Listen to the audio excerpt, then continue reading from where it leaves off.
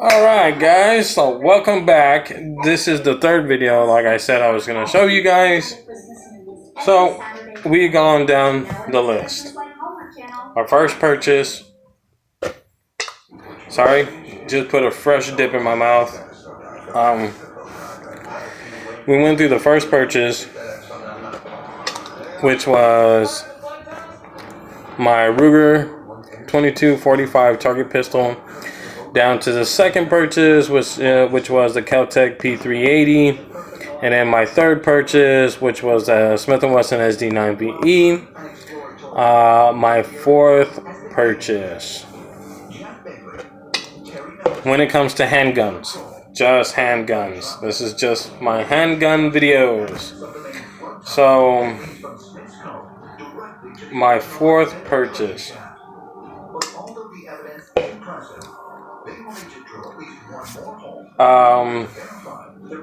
There are some firearms that I do not have anymore. So my fourth purchase was a Taurus PT709 Slim 9mm two-tone coyote brown with a black slide. That firearm was stolen years ago from my wife's car. It was purchased for my wife. At the time, she was working in a pawn shop, and the day after she got off work, I wanted to go ahead and inspect it, or I wanted to do something with it. I wanted to see it for some reason. Found out that it wasn't in the center console of her car, wasn't where she said it was. We looked everywhere in the vehicle, could not find it. We came to the conclusion, because I even checked my video cameras at home, it wasn't stolen from home. It must have been stolen from her job. My wife is young. She's 5 years younger than I was. So at the time, she must have been 23 and I was 28. And after thinking about that, I should be giving the police department a call to see if they recover that firearm. If it's been used in a crime, they usually... The police department usually won't call you back to tell you that they found it. You would have to make an effort for you to get any information on it. I reported it stolen, made a handwritten letter to the FBI, and still kept the box. I have a spare magazine, and I have the original receipt, and the box has a serial number on it. So I should make an update on that. And then the fifth gun that I don't have, that I purchased, was the Ruger Security 9. Now that was a sweet gun. The reason why I don't have that firearm was, no, it was not stolen. That was the only gun that's ever been stolen in my possession, or under my name. That gun was actually pawned off because I was in some tight times and had to sell it. Regrettably, but necessary. That gun was also purchased. That was purchased by my wife for my wife, because I told her I was never going to buy her another gun. That had to be in at least 2 years ago that we sold that gun. I do plan on purchasing another one, for the simple fact that it was amazing. The trigger was amazing, capacity was amazing on it, ergonomics was amazing on it.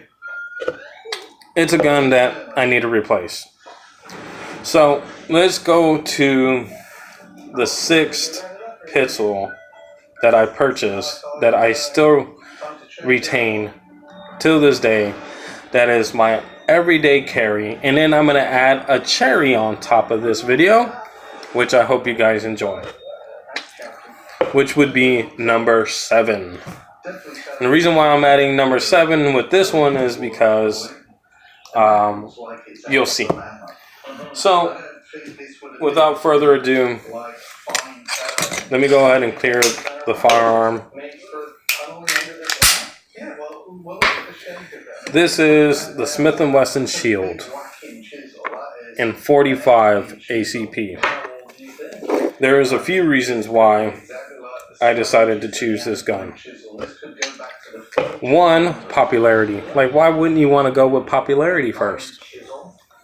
No, it was the first reason I wanted to buy it was because, one, this is a slim compared to other 45s. It is a single stack, carries the same amount of rounds as the 1911, and it is probably less than half the weight.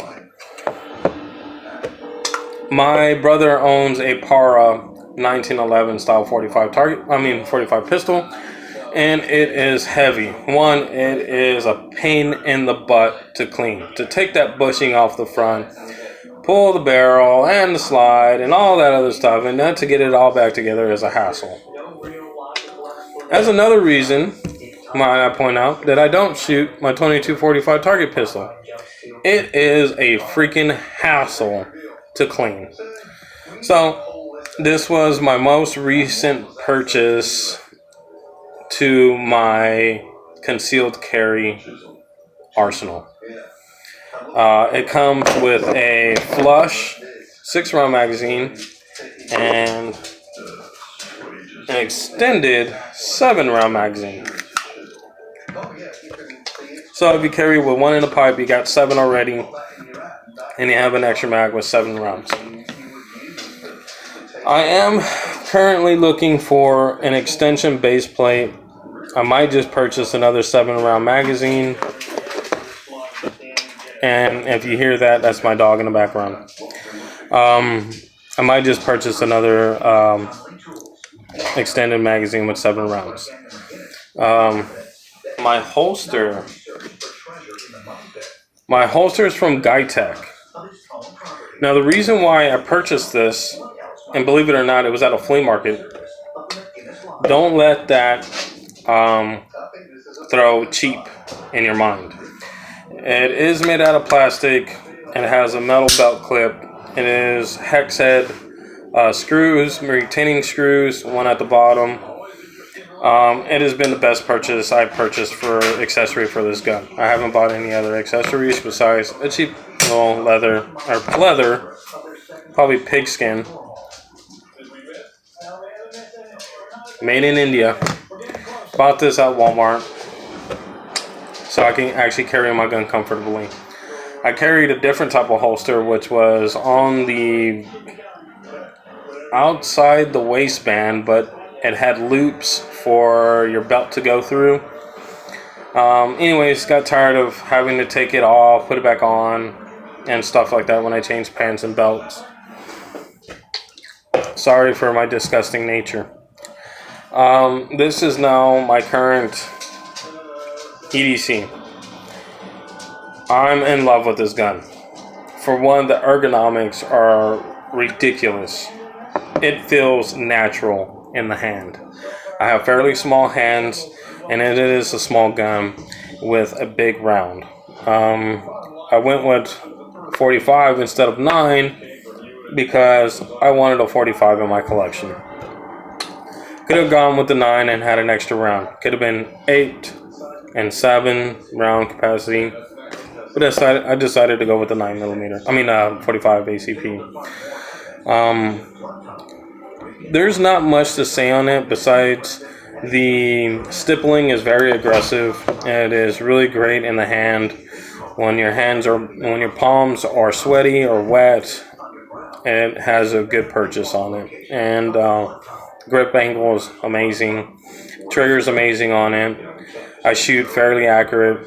And I say fairly accurate with it because I don't have a lot of practice with it, but I'm able to shoot it accurately if need be. So, with that being said, I'm going to go ahead and chamber my 45 ACP round. Put the safety on. You can see my fingers away from the trigger. Go ahead and put my magazine back on it. Reholster my firearm. And put this away. So, for the cherry on top, I know you guys were probably waiting for me to say it. This was the next thing I wanted to purchase. I bought a dual set NAA mini revolver. I do have the .22 caliber mini revolver,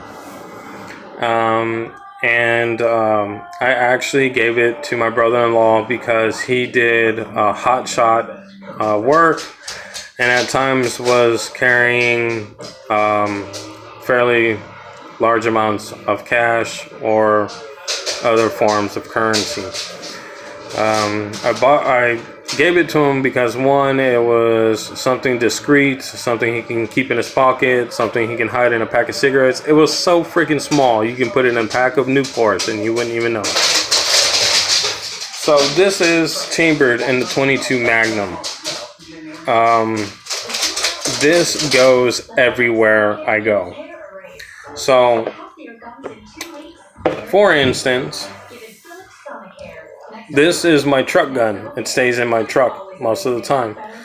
But if I'm not carrying my 45, if I so happen to leave the house and I forget to holster my gun and put it on my waistband, or if I just don't feel like carrying something of that size during the summertime, this gun has been in my swimming trunks, has been in my jacket pocket, which I just pulled out to present it to you guys in this video.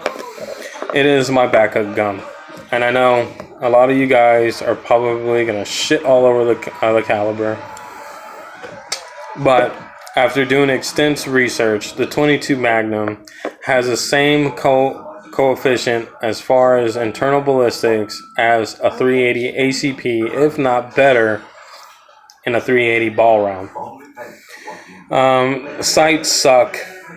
You do have to practice with it to learn where to hold. It does not have rear sights. It's pretty flat. It does have a risen notch area to align a sight picture, but like I said, you're gonna have to learn where to hold the post at to shoot it accurately. So I don't know what more to say about the .22 Magnum besides it is freaking cool. It's cute, and I say that in a manly way. It is a good sized gun.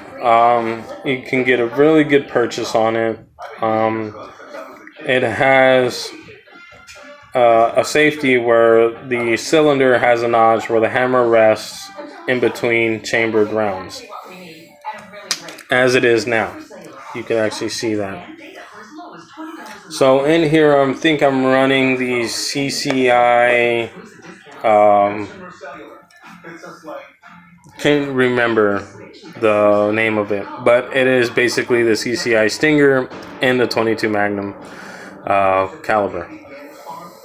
So with that being said, you see my EDC carry. I'm currently looking for a holster for this, an ankle holster to purchase, so that it could be my backup gun. And it is a primary firearm whenever, like I said, summertime, swimming trunks, or in a bag somewhere, or on the side of me where my truck is, in case I can't get to my appendix carry 45. So this video has been a lot longer than I wanted to make it, but I hope you guys have enjoyed. And if you like, dislike, comment below, and subscribe if you like as well.